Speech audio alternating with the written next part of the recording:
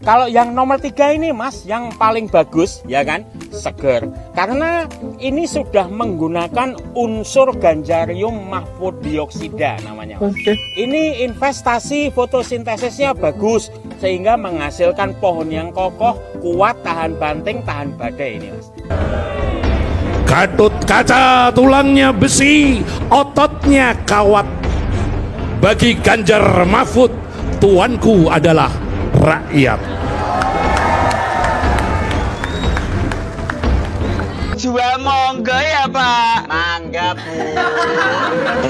Ini 1.000, 2.000, 3.000. 3.000 aja ini aku mau ini.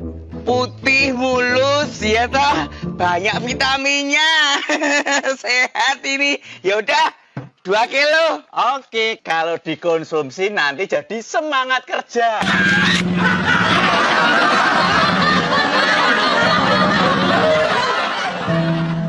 Kita ngobrol tentang suatu perkembangan yang kita alami bersama, yang sangat masif dan hampir semua orang sekarang mengenalinya, yaitu media baru. Dan media baru ini menyebar begitu rupa sampai juga merontokkan media-media tradisional cetak ya. Mula-mula itu yang jadi korban. Lalu mereka menyusut terus diganti media online, dan juga melunculnya platform-platform yang difasilitasi oleh handphone, smart handphone atau KW kita menyebutnya. Ada Twitter, ada TikTok, ada WhatsApp begitu. Nah, untuk secara pribadi, Romo melihatnya bagaimana itu?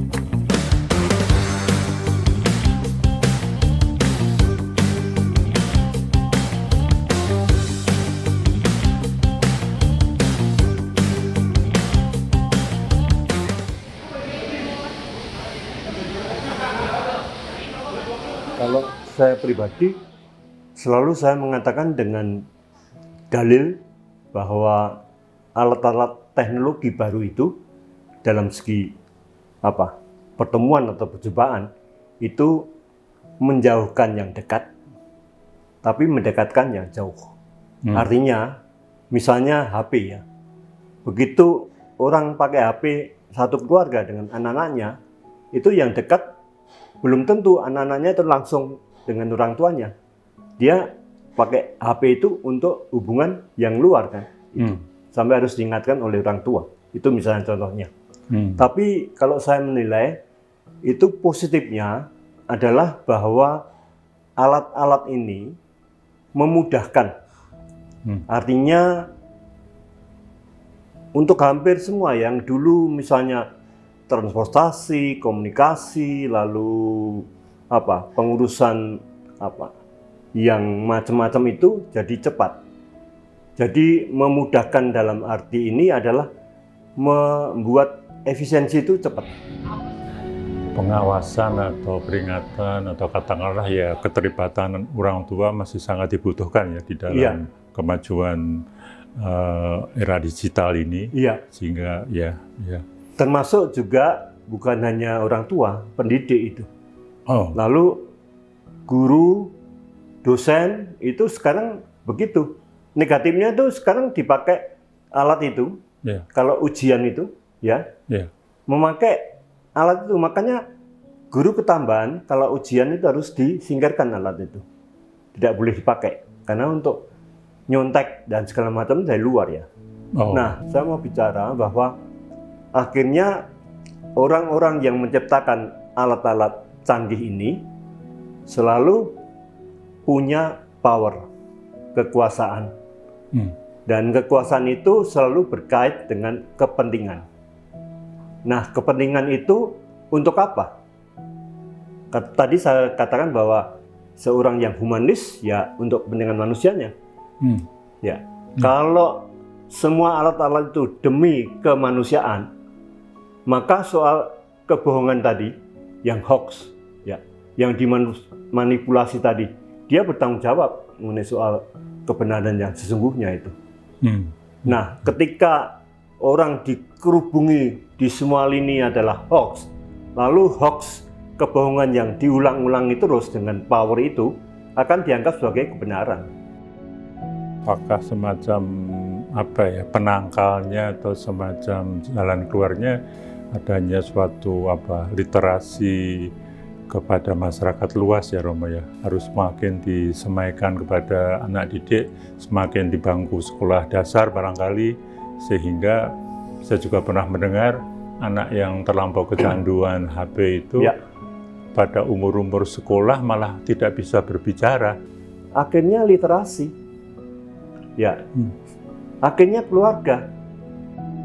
Sekarang tuh banyak anak muda mengalami suatu gangguan jiwa atau katakanlah jenis-jenis depresi, karena terlampau banyak mengonsumsi ini komunikasi yang hanya katakanlah satu jalur tadi yang Robo katakan, mendekatkan yang jauh dan menjauhkan yang dekat tadi. Nah ini komentar tentang kesehatan mental, bagaimana Romo menyikapinya, karena begitu banyak sampai berapa lantai mereka loncat hanya karena masalah sepele. Nah, secara yang besar, saya ikut sekarang hari-hari ini pada kelompok para inisiator untuk kesehatan jiwa dan raga. Itu terdiri dari dokter, psikolog, Bu Nina Muluk di situ, lalu Christine Samah dan Skema di situ. Intinya itu, karena kita khawatir pada gejala ini sudah kebangetan, artinya sudah terlalu kan. Jadi hanya mahasiswa kurang aparat kimiawinya kurang pas, ya kan? Dia sudah loncat, untung tidak mati. Tapi berapa yang meninggal? Banyak sekali. Jadi hanya karena tidak diterima perguruan tinggi, itu juga berusaha ke sana. Nah, itu kan berarti apalagi habis COVID. Ini mau dicek bahwa sudah ada penelitian yang kena itu. Jadi sebelum ini proklamasi mengenai inisiator kesehatan jiwa dan raga, itu di random penelitian dulu yang kena itu kebanyakan mahasiswa. Orang muda. Orang muda. Lalu nomor 2 adalah TKI, tenaga kerja Indonesia. Lalu yang ketiga itu adalah para perempuan yang hamil.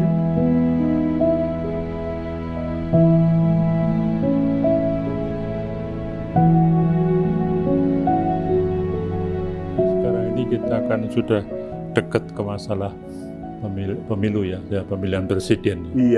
Itu ada 3 pasangan calon. Nah ini bisa kita saja sebagai suatu evaluasi ya. Akhirnya aku memutuskan, aku mau mencari pekerjaan yang sesuai dengan aku, yang gampang bisa aku dapatkan. Maka aku mundur Mbak Alisa, karena aku memutuskan pekerjaan yang paling mudah untuk aku adalah menjadi cawapres. Karena persyaratannya hanya butuh jadi anak presiden. Jadi saya dan Aldi Taher bertekad meneruskan dinasti ayah saya. Maka saya akan mengumpulkan semua perangkat desa, semua perangkat kota, semua perangkat kelas dan perangkat lunak untuk mendukung saya. Sangat berat sekali. Bukan karena saya memuja Jokowi, karena mengharapkan sebenarnya Indonesia punya pemimpin yang bisa diandalkan kata-katanya. Negeri ini kan banyak sekali traumanya dari sejak, dan saya mengalami yang tidak dialami banyak teman yang kebetulan lebih muda. Pergantian politik 65 yang sangat berdarah, kebetulan saya di luar negeri, tapi saya kan tahu. Kemudian Soeharto, perlawanan kami terhadap Soeharto, penculikan, lalu kemudian gejolak-gejolak yang lain, kerusuhan rasial, kekerasan-kekerasan lain terhadap minoritas, itu kan banyak sekali trauma. Kan itu perlu suatu dasar kepercayaan bersama supaya jangan lagi terulang. Jadi ketika itu saya lihat Pak Jokowi nggak bisa saya pegang lagi, dan saya tidak melihat ada pemimpin lain saat itu ya, dan saya nggak sampai sekarang belum lihat, saya sedih loh. Saya ini dari kecil disuruh berharap. Tanah air itu kan nasib ya, tapi juga amanah.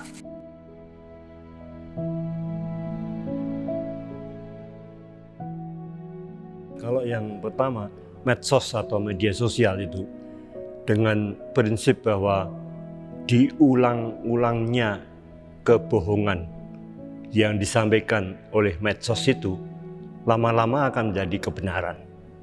Nah, itu yang dipakai untuk manipulasi kebenaran. Dan itu dalam kelanjutannya sekarang dinamai post-truth. Post-truth adalah apa? Yaitu pengulang-ulangan mengenai kebohongan lewat medsos untuk maksud dari pembuat medsos itu. Nah, kalau untuk saya pribadi, politik adalah politik kesejahteraan atau bonum comuni itu. Nah, kalau politik tanpa etika itu adalah kekuasaan. Nah, yang terjadi hampir semua orang, kita juga selalu memakai politik.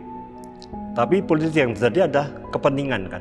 Kepentinganku, kepentinganmu, dan pemakaian kekuasaan itu adalah menurut saya kan. Kita bertemu di sini karena kita mengalami secara nyata bagaimana demokrasi di negeri ini yang diperjuangkan dengan darah dan air mata reformasi, dan untuk itu kita juga tadi berhening memulai acara ini, justru semakin terkikis setelah 25 tahun. Puncaknya kita semua mengamati adalah keputusan Mahkamah Konstitusi bulan nomor 90 tahun ini yang terang-terangan menodai rasa keadilan. Politik yang tanpa etika sejak dulu selalu akan menjadi kekuasaan. Nah, kalau itu yang terjadi, ya, dan sekarang kita melihat itu sama dengan Trump Presiden Amerika itu kan. Itu kan medsosnya dipakai untuk memenangkan dia kan. Lalu ketika medsos akhirnya diketahui bahwa itu adalah buatan semua kan, lalu baru disadari bahwa itu untuk memenangkan dia, orang baru sadar. Nah, celakanya soal kesadaran ini tidak semua langsung ke sana. Gejala yang memperlihatkan penurunan demokrasi. Pertama adalah pelemahan masyarakat warga, civil society, melalui pengambilan ruang-ruang publik dengan polarisasi masyarakat, seolah-olah hanya ada kawan dan lawan. Meskipun tidak selalu bersifat ideologis, polarisasi mendorong masyarakat mengorbankan prinsip-prinsip demokrasi demi kepentingan partisan. Di satu sisi, terbit kerangka hukum untuk membatasi kebebasan berpendapat dan berserikat. Di lain sisi, narasi puja-puji beredar luas untuk semakin melegitimasi penguasa dan meningkatkan popularitasnya. Gejala kedua ini dialami oleh teman-teman media. Pelemahan media dengan membatasi kebebasan melalui perundang-undangan atau tindakan menekan, apakah perusakan situs 2019, revisi undang-undang anti korupsi, jelas sekali kelihatan. Lembaga HAM, lembaga pengelola pemilu, dan lembaga-lembaga peradilan. Orang kecewa karena berharap banyak dan tiba-tiba terhenyak dengan manuver politik akhir-akhir ini. Dengan tanda-tanda di atas, sebetulnya demokrasi di Indonesia pelan-pelan dan secara bertahap sedang menuju ke apa yang oleh para pemikir politik disebut rezim otokrasi elektoral. Rezim ini digambarkan dengan pemimpin yang terpilih melalui pemilu yang demokratis, namun secara bertahap, sistematis dan terencana, membajak berbagai institusi demokrasi untuk melemahkan mekanisme akuntabilitas, melemahkan oposisi, serta meredam suara kritis. Wajah demokrasi masih ada, masih kelihatan, tapi makin lama makin hanya di permukaan. Inilah alasan para pemikir politik menilai otokrasi elektoral jauh lebih berbahaya daripada otoritarianisme yang pernah kita alami di zaman Orde Baru. Mengapa? Wajahnya tidak mudah dikenali. Apa yang sedang berlangsung dianggap wajar-wajar saja oleh masyarakat, karena berlangsung melalui dan secara konstitusional, melalui kerangka hukum. Sementara demokrasi melemah, korupsi semakin keterlaluan, ketimpangan sosial ekonomi ada di tingkat yang mengkhawatirkan, tentu saja semua ini tidak menegasikan seluruh kemajuan yang kita peroleh, kita alami, tidak sama sekali. Di tingkat akar rumput itu, dan mereka yang kebanyakan masih berhati nurani betul, itu mereka sudah peka karena sudah berteriak kan bahwa ini sesuatu yang tidak wajar, itu akan mereka rasakan. Jadi pemakaian kekuasaan dari mereka yang sedang berkuasa itu akan mereka rasakan. Itu yang saya katakan sebagai kekerasan budaya. Jadi hari ini kekerasan itu tidak perlu dengan fisik, dengan penyerangan, dengan yang berdarah-darah, tetapi dilakukan dengan menyerang kesadaran. Menyerang kesadaran itu artinya mengikis nilai-nilai, ide-ide yang baik dan mengatakan bahwa itu yang tepat. Sebenarnya juga sedang menyebarkan kesadaran palsu. Jadi apa yang dikatakan netral dan tidak netral itu dibuat blur sedemikian rupa, apa yang baik dan tidak baik bagi publik itu dibuat blur sedemikian rupa, dan itulah yang dikatakan sebagai kesadaran palsu untuk bisa memaintain kekuasaan. Karena itu kalau saya mau melihat yang perlu membuat literasi yang paling vital sekarang ini adalah medsos. Jadi berikanlah literasi yang mencerahkan, yang benarnya itu benar. Dan kebenaran itu terus betul, artinya berikan apa yang baik, apa yang benar, apa yang suci, dan apa yang indah itu dengan bahasa kontekstual. Itu artinya di tiap daerah maupun di tiap kota, itu supaya yang terjadi bukan kebenaran cuan, ya kebenaran uang kan itu. Yang terjadi lagi bukan kebenaran kekuasaan, ya yang terjadi lagi bukan kebenaran karena bohong, hoax itu, tapi benarnya yang benar betul. Politik itu bisa agung kok, kalau kemudian orang baik masuk. Waktu saya sowan ke Romo Fran Magnis Suseno, Pak Ganjar, saya tidak pernah berubah sikap saya.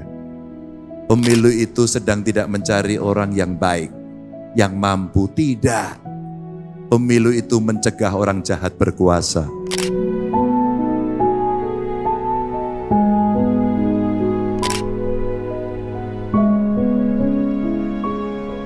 Kami Civitas Akademika Universitas Gadjah Mada, setelah mencermati dinamika yang terjadi dalam perpolitikan nasional selama beberapa waktu terakhir, sekaligus mengingat dan memperhatikan nilai-nilai Pancasila serta jati diri Universitas Gadjah Mada, dengan ini menyampaikan keprihatinan yang mendalam terhadap tindakan sejumlah penyelenggara negara di berbagai lini dan tingkat yang menyimpang dari prinsip-prinsip moral demokrasi, kerakyatan, dan keadilan sosial. Jangan rusak Indonesia. Indonesia pernah menjadi besar, dan jangan rusak hari ini hanya untuk kepentingan politik sesaat, hanya untuk mementingkan kepentingan nepotisme keluarga. Kami tidak akan tinggal diam. kami Sivitas Akademika UI akan terus mengawasi apa yang terjadi di luar sana. Tolong ya pemuda jangan bersikap mengentengkan. Saya percaya bahwa pemuda pandai-pandai dan kritis. Semoga mereka juga melihat konsistensi dari Kamisan ini untuk benar-benar awareness, waspada akan adanya masalah HAM di negeri kita.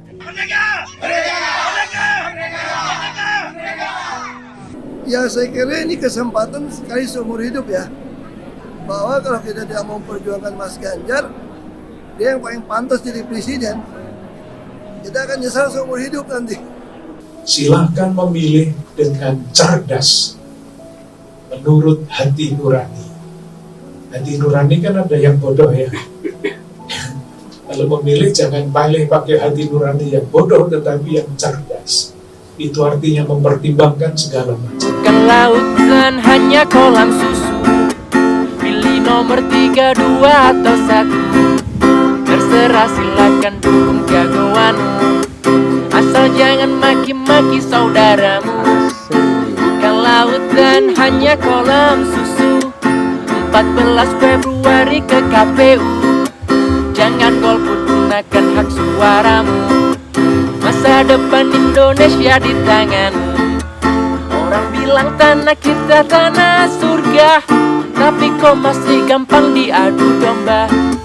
Orang bilang negeri ini negeri hukum, seharusnya semua sama di mata hukum. Siapapun yang menang semoga tak ingkar janji, janganlah ada curang saat pemilu nanti. Ayolah kita semua, janganlah saling hina, mari tetap menjaga nilai-nilai Pancasila.